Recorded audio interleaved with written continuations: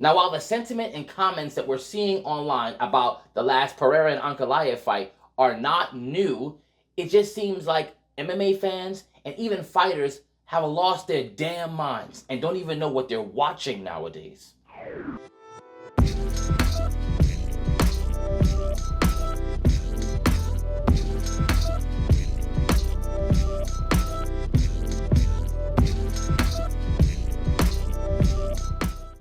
Hey, what's up, fight nerds? I want to get right to it. UFC 313 just passed, and we saw the winner of the main event. That was Magomed Ankaleav. Here's the thing. A lot of people, like I said in the intro, have lost their damn mind. They have no idea what they were looking at. And for some reason, a lot of MMA fans, casual or not, and even some fighters, literally don't know what sport they're watching.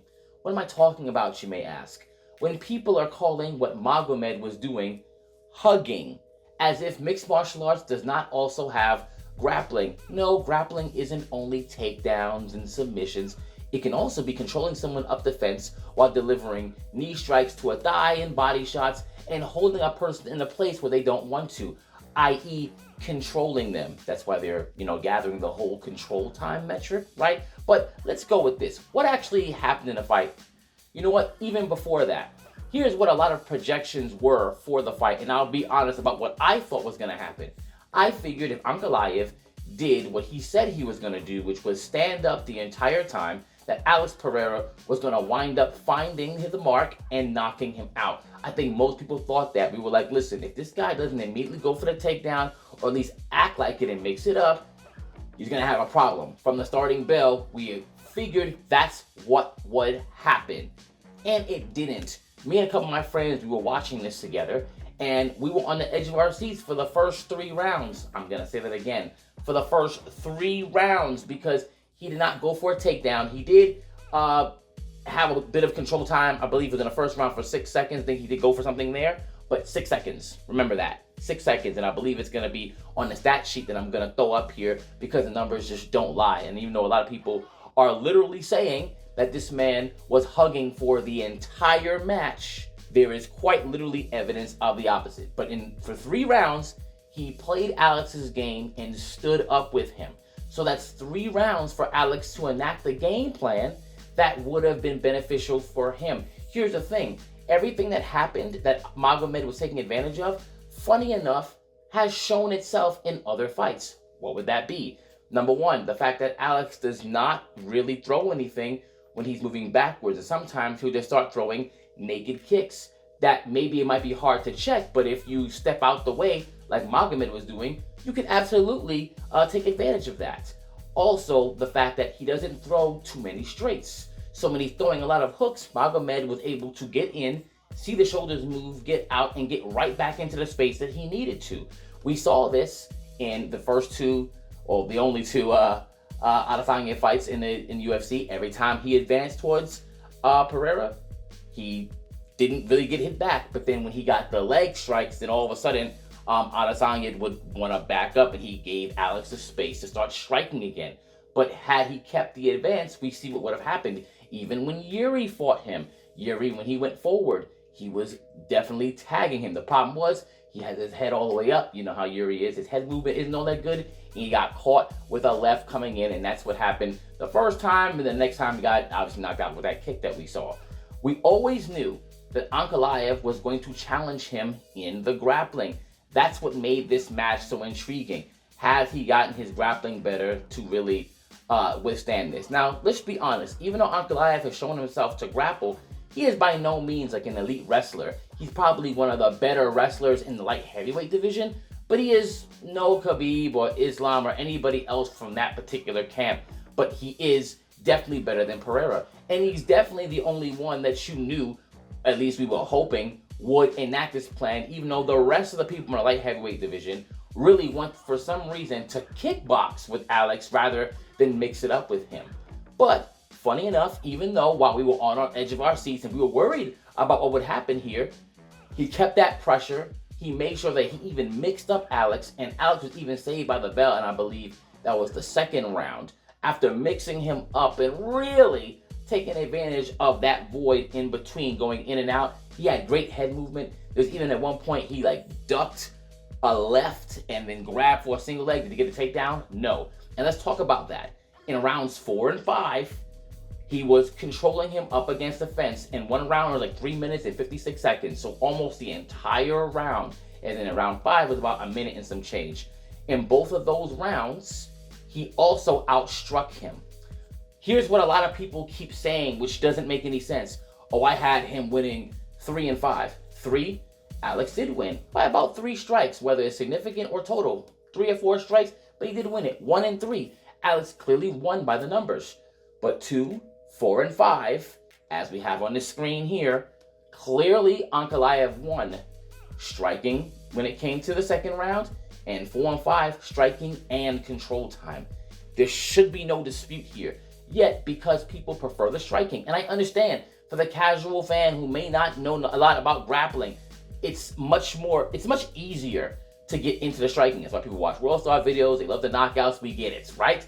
But grappling is also part of mixed martial arts. So you can't get mad if a person decides to employ it, especially after 3 rounds of standing up the entire time, except for 6 seconds in the first. So now he chooses to employ his game plan, which, look, here's the thing. Ankaleav wanted to get some takedowns, but he was setting them up kind of weird where Alex could definitely see it. Wrestling was definitely the afterthought. Ankaleav definitely was a man of his word, but he also mixed in that grappling. Did Alex want to be on that cage? No, he didn't.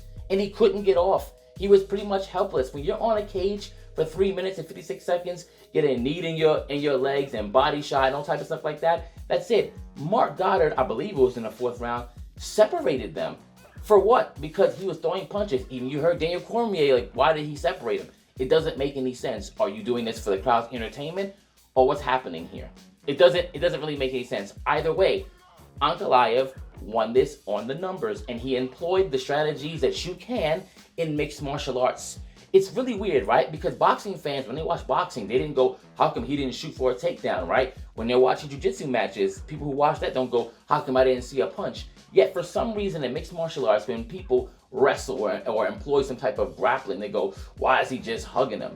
And mind you, I get it if a person is doing it just to stall and they hug for all this time. But guess what? People who have done that in the past have been penalized, because let's just say you have Valentina and I can't even forget her name. She got released. I'm sure my editor will find it. When the girl was just holding on to Valentina, and Valentina was actually striking her while you being in danger of a rear naked choke. Valentina won, because you can't just hold and not throw any strikes. Damage comes first. We get it, because damage has the closest, strikes have the closest proximity to being able to finish. But if someone is able to hold somebody down and impose their will and get strikes as well, which is what was happening on the fence, it's not just wrestling on the ground, it's also on that cage. And it's not like this is like the first MMA match ever. But for some reason, people have this whole narrative like, he's boring. I can't believe he did this the whole match. He didn't.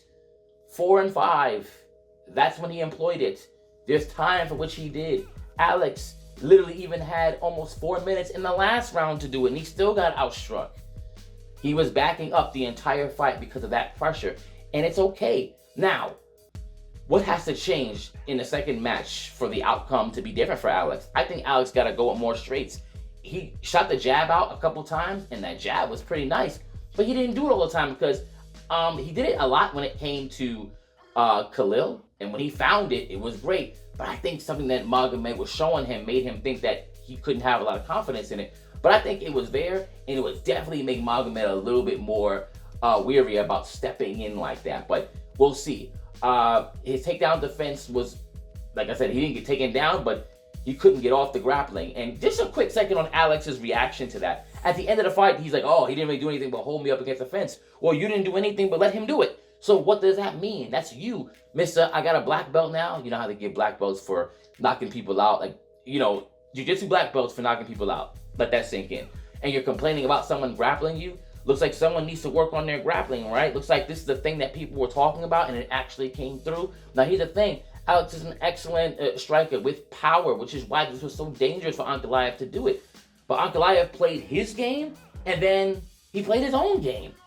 And he won. And people have to be able to accept that. And if Alex doesn't understand that, this is not going to be better. To be honest, if Ankaleav plays the same exact thing, but then sets up takedowns in a way where Alex really can't see them like that, I think it might even be worse this time, because it wasn't like a flash knockout where it doesn't tell you anything.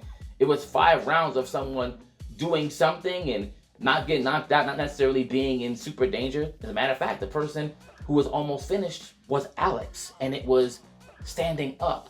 So how do people really say these things? I don't understand. That's really what I wanted to say about this, because it seems like even fighters are like, oh, I had it for Alex. How? The numbers, even after the numbers come out. How? I know you're not counting when you're watching it, but how? Oh, because he's not striking? And this narrative has been big. You know, Jorge said it about Colby. Oh, I thought we were fighting. Wrestling's part of fighting too. Oh, same thing with Khabib and Conor. Oh, the cross sniff it's wrestling. It's wrestling. And you can't say that those guys aren't trying to finish, stuff like that. So come on. Come on now. Tell me, what do you think? How did you score that fight? Do you think that Ankaleav won? Do you still think that Pereira won? And what do you think the rematch is going to be like? Until then, keep watching these fights and enter the nerd.